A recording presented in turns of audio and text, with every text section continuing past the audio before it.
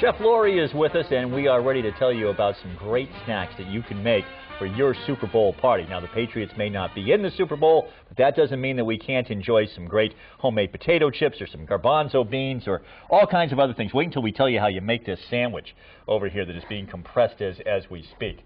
Chef Lori, of course, from the Culinary Underground, thank you for being back with us. Thanks for having me back. Tell us a little bit about what's happening at the Culinary Underground. You always have a lot going on. We do have a lot going on, and it's busy. I think people like to post-holiday healthy cooking, that sort of thing, but we like to do unhealthy cooking too. So the appetizer classes are always popular. So is anything here, this all seems sort of healthy to me, actually. It does. I mean, you don't want to hear healthy and Super Bowl party in the same. Well, you don't, although you're right about this. When you come after, New Year's resolutions are always things like we're going to eat healthier. Right. Is that a big part of the Culinary Underground that people come to you for, is they want the more of the healthy dishes? Oh, absolutely. Yes. You know, a lot of vegetarian, you know, you're getting a lot of that, but and especially, you know, like you say, the post-holiday resolution, and the Super Bowl keeps getting pushed back every year, so you've got this, you know, you don't want to bust it. I like your approach to this, though. Hey, it's the Super Bowl, we're having a party, we're going to have fun. Let's not go crazy about how healthy it's going to be. Let's have something that people are going to like. And absolutely. And, you know, next to Thanksgiving, this is the biggest food holiday in this country now, is Super Bowl. Is that right? Absolutely. I did not people, know you know, that. these traditions and rituals are growing up, you know, buffalo chicken wings and pizza and that sort of thing. We certainly have all those. That's why my kids actually watch the game. Yeah. Because we bring out all that food. Exactly. So, but you know, my husband likes certain things. He says, "Oh, let's not get a pizza. Let's do chili or whatever." But you want to have a lot of appetizers too, because it's a long day and you got to pace yourself.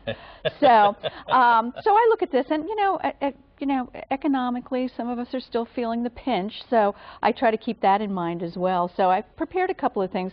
One of them, and I'll start with this one, is our oven roasted garbanzo beans, and this is a real favorite of a lot of our students because they discover these, and it's kind of a revolution. Nuts are great. Nuts have a lot of protein and they're good for you, but they have a lot of fat, and they're expensive. So what we do is we take garbanzo beans. You can just I buy several cans, rinse them off, put them on a clean towel and dry them a little bit, and then toss them with some olive oil, put them on a tray, put them in the oven, and you roast them until they're nice and crunchy. And that's it? How long does this whole thing take? About a half hour. And that's it? I shake them around every once in a while. Easy. And then I take them out and I put whatever spice mixture I like. I did a curry this time. But you can, a little hot. Little hot. And I mix these with some dried cranberries, actually. And would you like to taste one? I will. Well, you tell us about the next thing. Now, for us. This isn't going to be so spicy that I'm not going to be able to speak. No, I don't believe in that. Sure. All right. Crunch, crunch. That's delicious. Yeah, they're fun. Delicious. And good for you and healthy and low fat. Yeah. So, chips, gotta have chips, and I don't have a dip with these because I usually don't have one. My husband doesn't care for them, but what I did was I bought some, you know, you buy these barbecue potato chips and they have this long list of horrible ingredients, you know. What I do is you want to start with a good potato chip, like a kettle chip, and it should have potatoes, oil, and salt. Those should be the only ingredients in your potato. Yeah, absolutely. Do you think that that's part of it? Sometimes people just try to get too fancy. They think, I'm going to throw in 10 different ingredients so it'll taste 10 times better, but it doesn't. Yeah, no, you want to keep it simple. You want to get simple potato chips, get a good one. And I put them on I spread them out on a cookie sheet, and I put them in a low oven, like 325 degrees, for about 5 minutes to get the oil to kind of rise to the surface. And then I take them out, and I sprinkle them with the combination of my little barbecue thing, which is smoked paprika. This is a great thing. It's smoked. It's wonderful. Some garlic powder, pinch of sugar, and I put it in my little shaker, and I shake them over the hot chips and toss them around. Boy. That's all there is to it. Again, both of these now are very easy and quick to make. It's not like you have to be in the kitchen all day long while the guests are getting ready to come over and you're not there having fun.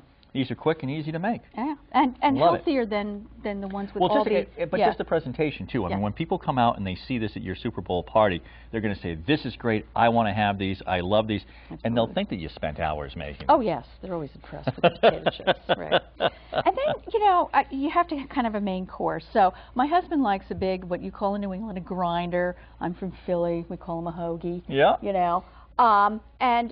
This is actually a kind of sandwich that's from the south of France. It's called the bathed bread, and what it is you get a nice loaf of crusty bread, and you make whatever kind of sandwich. This is actually a tuna sandwich with all kinds of veggies in it, and you want a dressing like a vinaigrette or, you know, Italian dressing. Now, and you really I mean, kind of could you make this like 6 feet? This looks like one of those ones that it could be like 6 feet where everybody could have a piece. Yeah, or even a round one. You know, you kind of hollow it out, and you cut this open, and you put some Italian dressing and all your cold cuts. Or I used Italian tuna on this one. I'll give you a look. Oh, okay. Olives and all kinds, and the veggies underneath. And then I wrap it up real tight, and you want to wait it for an hour or so. And I use my all-purpose, all-American cast iron pan. Okay, and you put put a couple that right of cans. on it. Yep, and just kind of press it down. Now why are we waiting this? I mean, why are we... So that all the flavors can kind of meld into the bread and soften it up and get nice. But what I like to do with this is, as my husband is lolling on the couch watching the game, I stuff this behind the cushions, and so the weight and the heat of his body kind of compress this. It's awesome. The kids make this in class. People who come over that this is how it has been compressed, or do you save that till after they have eaten it? How well I know them. But we make this in kids' classes, and the kids call it a